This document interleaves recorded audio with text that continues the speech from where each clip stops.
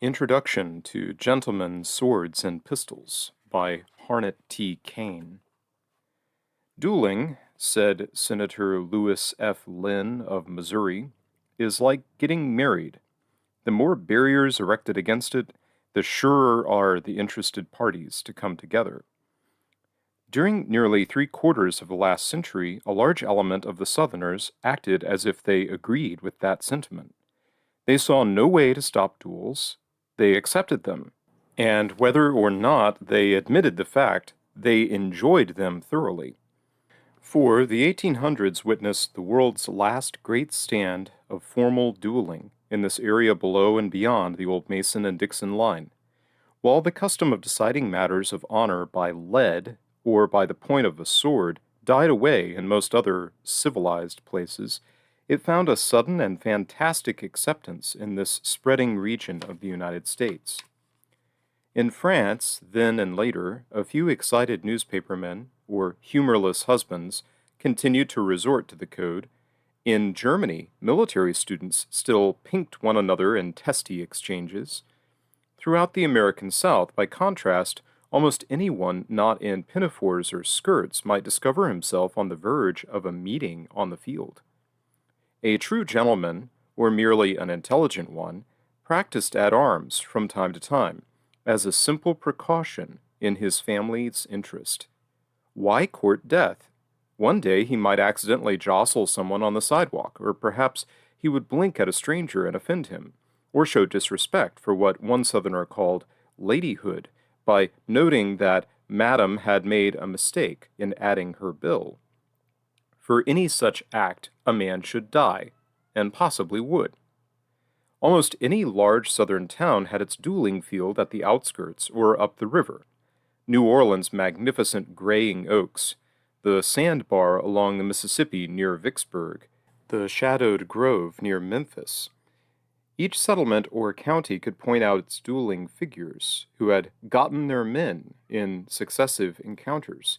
Each, too, had its elders of the field, proud of their understanding of the niceties, how to insult deftly, how to take an affront in polite style, the way to shoot with courtesy, how to die in a manner that should comfort one's family. The ancient custom, its origin buried in forgotten history, gave way in one nation after another, as did trial by fire and the burning of witches. In some parts of America it never gained entry. In others, a first few cases brought quick resentment and an end to further attempts. Oddly, in all of America, the colonial days saw few examples. Only with the 1800s did it break forth in the South, to be welcomed and nurtured through several generations. Laws were aimed at the practice. In most Southern states, a person found guilty might forfeit his right to public office or the privileges of citizenship. Yet, almost nobody would be declared guilty in court. An official who took steps against a duelist faced a challenge of his own. The duelists themselves included governors and lieutenant governors. In one Georgia town, the attorney general of the state. The code of honor. Everybody talked of it, cited it, debated it. Strictly speaking, the South had no code. In Ireland in 1777, a group of fervent advocates had formed a certain set of rules. In England and elsewhere during earlier days, the practitioners followed varying guides of behavior. In the South of the last century, varied regulations were adopted and modified. John Lyde Wilson, a governor of South Carolina, assembled one group. In New Orleans, a fire-breathing journalist, Jose Quintero, promulgated a similar one. But for years, disputants argued exact meanings and interpretations, and sometimes dueled over the nuances. Page after page dealt with shades of injury and its retaliation. It would be best not to resent an insult, at least openly, on the scene. A gentleman should withdraw quietly.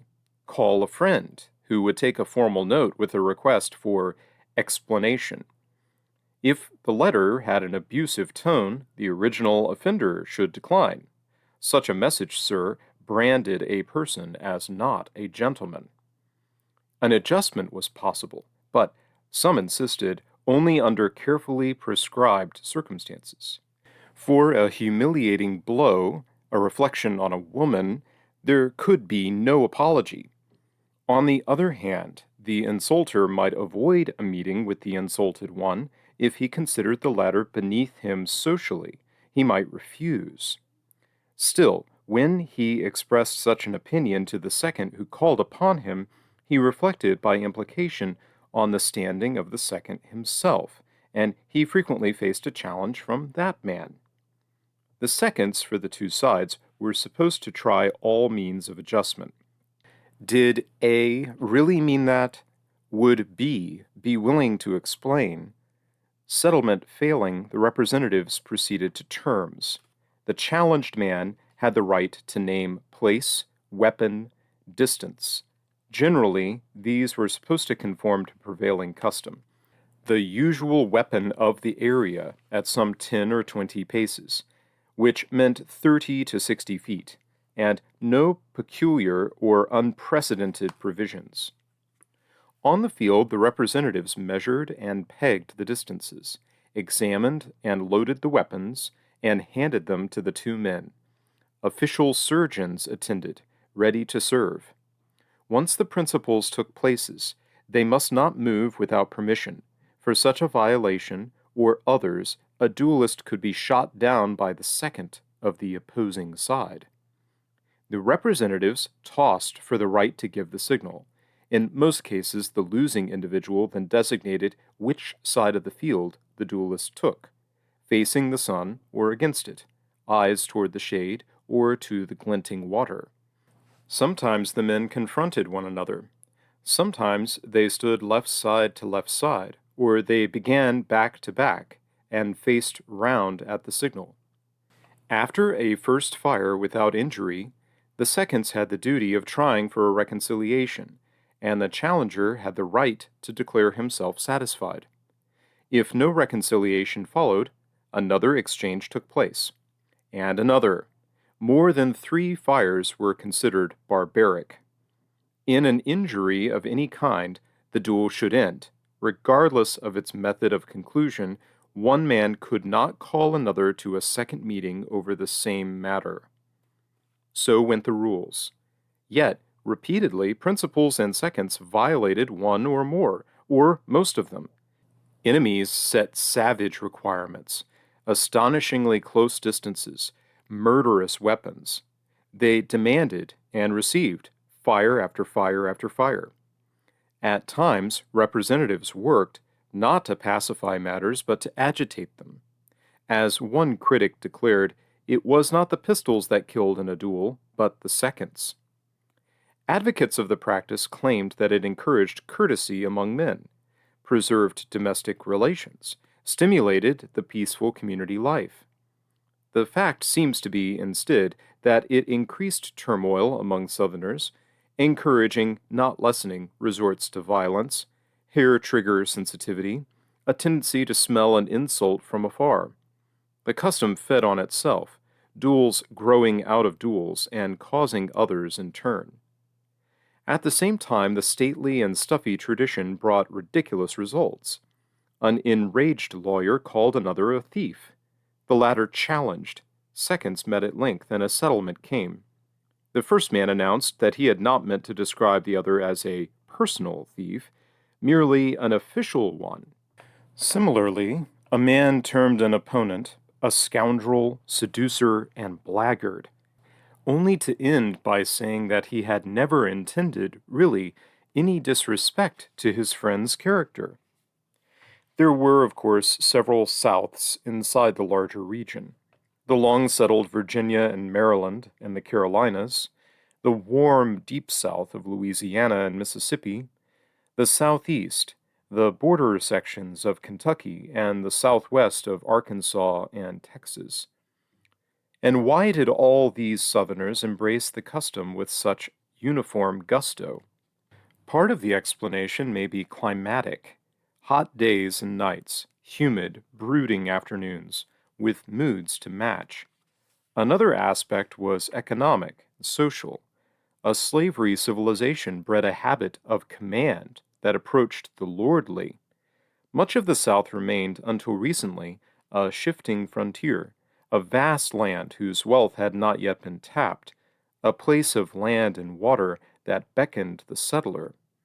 In this home of high individualism, a man did largely what he wanted, and cursed as a Yankee almost anyone who tried to restrain him. During most of the 19th century, wide areas demonstrated a turbulent, rampaging life. The Southerners had an intensity that could be overpowering, hating violently, loving violently, destroying violently. Then, too, the Southern mind found itself attuned, or fitted itself to the dueling mode. Held to an archaic system of bondage, one doomed eventually to extinction, large elements took on a feudal attitude. In the Romantic tradition, they read Sir Walter Scott and played knights, often literally, in tournaments after the fashion of the Middle Ages. As superior beings, they considered themselves far above crass New England money pinchers. Would Sir Lancelot hit a villain in the jaw? Would a seeker of the Grail knock down a detractor on the spot? Through the generations, thousands of Southerners died for such fervent beliefs, certain that they had upheld their honor in the only possible way. Other thousands went to their graves as victims of quivering temperament, or of other men who used an obsolete tradition for their own gain, or for a revenge far different in mood from that of chivalry. All too often, the wrong duelist won. Not the right cause, but the trickier eye or quicker finger won out. Yet early and later, some rose above custom, showing a rarer courage in declining a challenge. Such a man was George D. Prentice, the Louisville editor, who, visiting Little Rock, rejected a call with these words: I have not the least desire to kill you, nor to harm a hair on your head, and I am not conscious of having done anything to entitle you to kill me. I do not want your blood upon my hands, and I do not want my own on anybody's. I look upon the miserable code that is said to require two men to go out and shoot at one another for what one of them may consider a violation of etiquette or punctilio in the use of language, with a scorn equal to that which is getting to be felt for it by the whole civilized world of mankind. I am not so cowardly as to stand in dread of any imputation on my courage. Such men as George Prentice took the role not of knights, but of men of maturity and character, and also of common sense. In the end, it was they who won, while Sir Lucius O'Trigger made his belated exit from the American scene. Harnett T. Kane, New Orleans, Louisiana.